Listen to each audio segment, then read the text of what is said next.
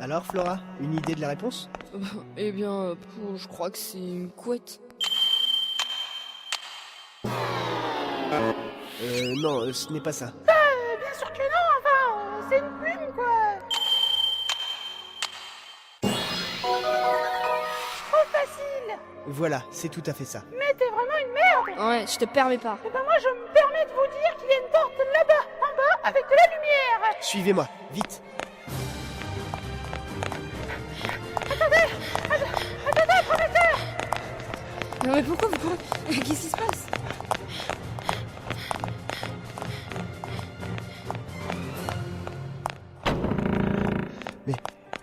Mais enfin... La ville est illuminée. Et alors? Quand nous sommes arrivés vers la gare, aucune lumière n'était allumée dans ce village. Et tout avait l'air à l'abandon. Alors que là, on dirait que tout est comme neuf. En effet.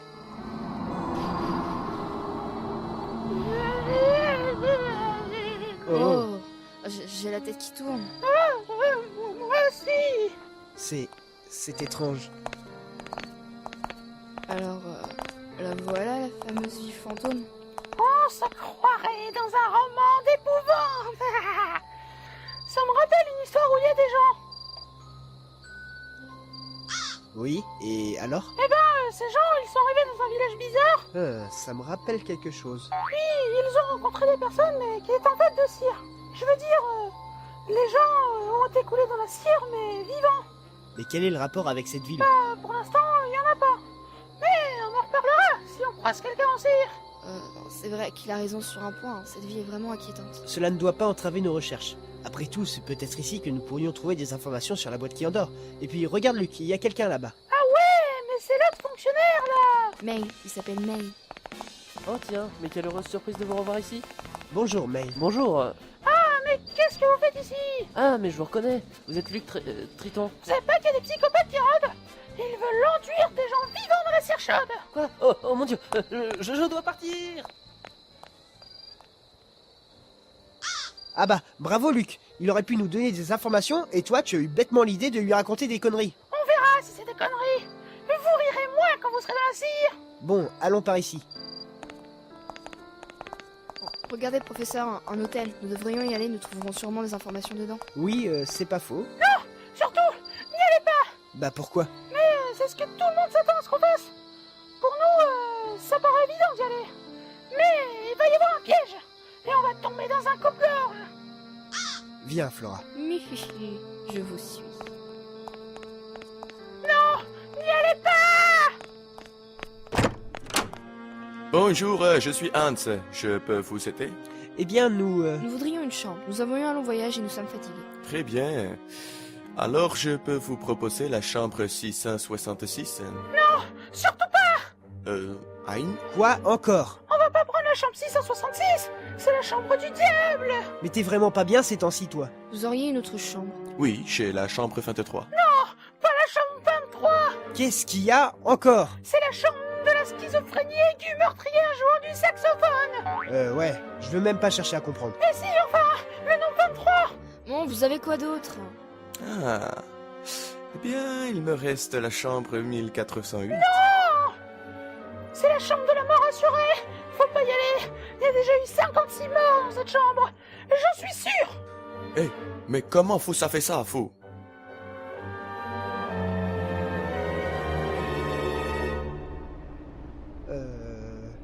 Et sinon, chez la chambre... Donnez-nous ce que vous voulez, sauf une chambre. vous êtes sûr? Oui. Bon, bah, voici les clés.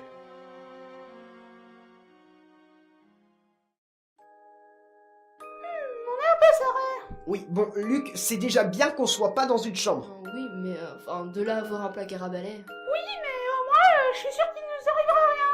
En plus, il a dit que avant, c'était un jeune binoclard avec une cicatrice qui dormait. Bon, qu'est-ce que vous voulez faire? On va poser notre valise ici et nous allons faire un tour dehors pour enquêter. Professeur, si vous n'avez pas d'objection, je pense que je vais rester un petit peu ici. Je suis encore fatiguée. Tu as dormi il y a pas si longtemps que ça. Oui, mais je suis encore fatiguée. Oh non. Ce placard à balai draine notre énergie vitale. Bon bah Flora, reste ici. Nous, on n'en aura pas pour longtemps. Professeur, sortez. Ouf. Bon bah au moins, Flora ne pourra pas se faire kidnapper. Vous êtes sûr? Oui. Oh, meuf! On fait quoi?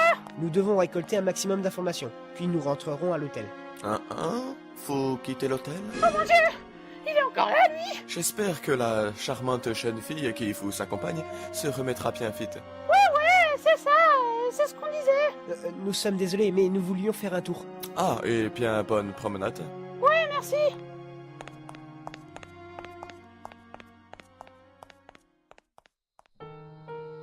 Ça fait du bien un peu d'air frais. Oui, c'est bien vrai. Dites voir, vous croyez que le professeur Shredder est déjà venu ici? Oui, je pense qu'il est venu avant nous. En tout cas, j'ai l'intuition que nous nous rapprochons du coffret céleste, et de la clé du mystère. J'en suis certain. Vous croyez que celui qui a volé le coffret est toujours ici? Il est encore trop tôt pour le dire. Nous en saurons plus lorsque nous découvrirons pourquoi le docteur Shredder est venu ici. Pour l'instant, concentrons-nous sur le coffret céleste. Allons-y, je vous suis, professeur. Ah, ça fait du bien d'être simplement avec vous. Oui, ça faisait longtemps. Vous avez remarqué que Flora a une voix assez bizarre Oui, et qu'elle a souvent sommeil. oui aussi. Vous savez ce qu'elle a? Pour être honnête, je pense que nous découvrons une nouvelle Flora. Comment ça? Elle a sûrement ses premières règles. C'est quoi? Laisse tomber, Luc. Expliquez. Sinon, je me casse encore la gueule par terre parce que vous avez dit laisse tomber. Bon bah, d'accord. Ça va? Ah ouais, ça va un peu. Qu'est-ce que je disais déjà? Ah oui. J'ai Ben Ponge, Ben Bébariba, Ben Hollande, Ben des trahisons, Ben Halal. Ah tiens, regarde qui est devant nous. Écoute-moi bien, Sam. Il est ici, j'en suis certain. Mais- Tu vas tout de mais suite ton me don- fouiller chaque recoin de Folsense et me le rapporter tout de suite, compris? Mais tonton, tu crois vraiment à ce mythe? Je sais pas, on l'a cherché tellement de fois, si ça se trouve, c'est qu'une rumeur. Mais tu te fiches de moi? Depuis quand tu discutes mes ordres? Sache que tu es mal placé pour me faire un cours sur le sujet. Maintenant, mets-toi au travail. Ok, pas la peine de s'énerver, j'y vais.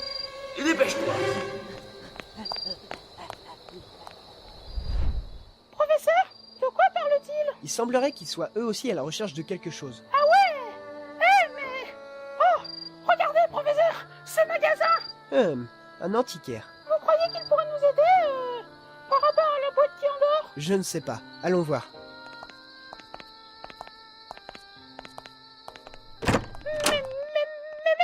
Eh, vous deux! Vous êtes coupables! Coupables, je vous dis! Encore ce corbeau qui passe par ma fenêtre. Je vais la fermer tout de suite. Vous êtes coupables de filature de moi! Mais non, enfin... Mais sérieux, vous croyez qu'on a que ça à foutre de notre vie? De suivre un inspecteur avec une moustache sur deux? Non mais sérieux quoi, on s'appelle pas tous Barton. Oui, on m'appelle?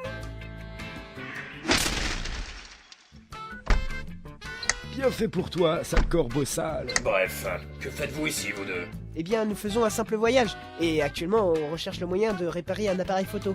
Ah, très bien. Que faites-vous ici? Eh bien, je me préparais à aller aux toilettes car j'avais mangé épicé C'est et... pas important, ça, Barton! Si, c'est important. Et puis j'en ai marre que vous me cogniez dessus tout le temps. Mais marre. Et vous connaissez le dicton, quand il y en a marre, il y a des malabars. Mais enfin, calmez-vous, Barton! Je suis votre supérieur hiérarchique! Non, c'est comme la fois où le téléphone a sonné et qu'un jeune garçon m'a pris pour sa grand-mère.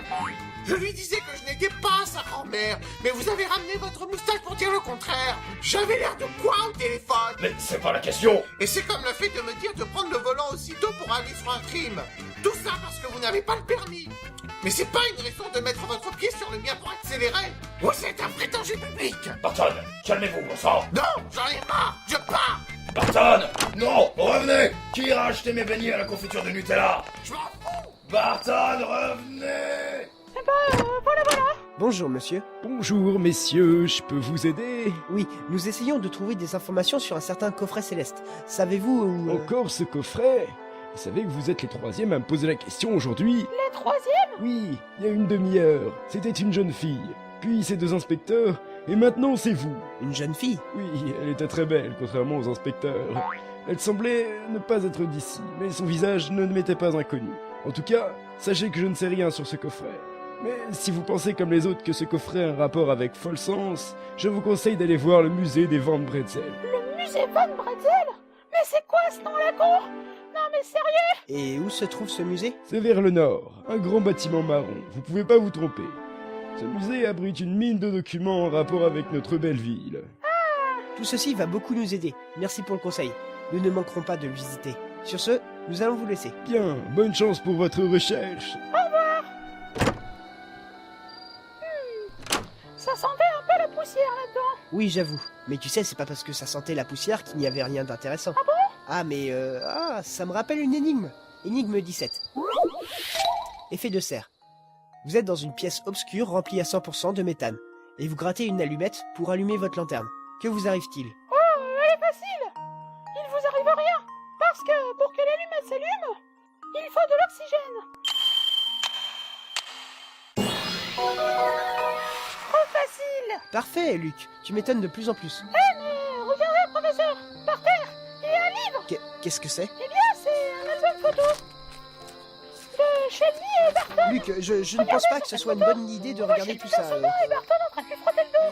Fais voir. Et là, c'est Shelby avec une moustache à la Monsieur Pringles. En effet. Et là, c'est Shelby en train de pleurer avec une moustache sur deux. Ah oui. Mais regardez cette photo.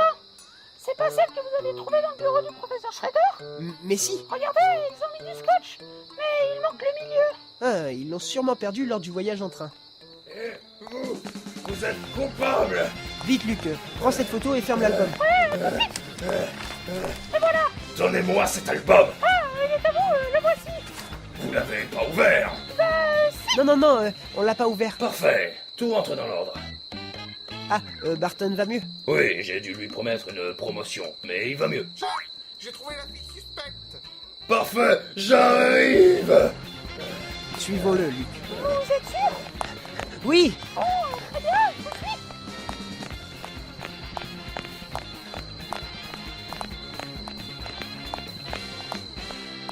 Vous là, la fille avec les cheveux violets, vous êtes coupable.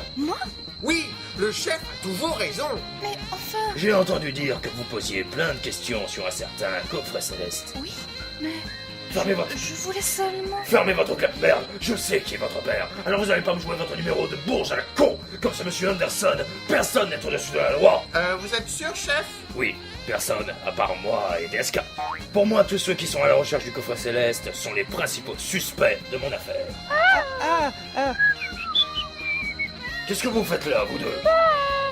On s'est dit que quitte à faire comme Barton, comme vous suivre un peu, on aurait sûrement une promotion. oui, c'est tout à fait ça. Que ce soit bien clair, vous trois. Pour ce qui est de mon affaire du meurtre du professeur Andrew Edward Shredder, vous êtes mes principaux suspects. Est-ce que je me suis bien fait comprendre? Chef! Quoi encore? Je pensais à un truc là. Le meurtrier a tué Shredder pour avoir le coffret céleste, non? Oui, et alors? Et Shredder avait le coffret céleste? Oui, dépêchez-vous, Barton, je vais perdre mon calme. Donc le meurtrier doit déjà avoir le coffret céleste. Donc, il ne le recherche pas. Mais vous pouviez pas me le faire remarquer plus tôt? Je crois qu'il a perdu son calme. Tais-toi, Luc. Vous trois, vous êtes plus suspects. Vite, Barton, il faut trouver ce meurtrier. On a perdu trop de temps avec Ségus. Oui, chef. Attendez-moi, chef. Bon ben, moi, j'y vais, hein. Eh, mais attendez. Et la voilà partie. Vous croyez qu'elle a vraiment une relation avec la boîte qui endort? Je ne sais pas, mais elle cache quelque chose, c'est sûr. Même si cette fille a l'air d'être une personne sans histoire, les apparences sont souvent trompeuses. La preuve, elle a profité d'un petit moment pour déguerpir. Ah, ça me rappelle une énigme. Encore? Faut que je vous le raconte. Non, mais ça peut attendre un peu. Non, c'est tout de suite. Mais ça va arrêter l'épisode. J'en ai rien à foutre. Énigme 18. Laiton. Je proviens de la nature. Je donne des multiples produits et par le passage, je déambulais grâce au facteur. Au terme, je tourne, mais je ne bouge pas. Qui suis-je? Non.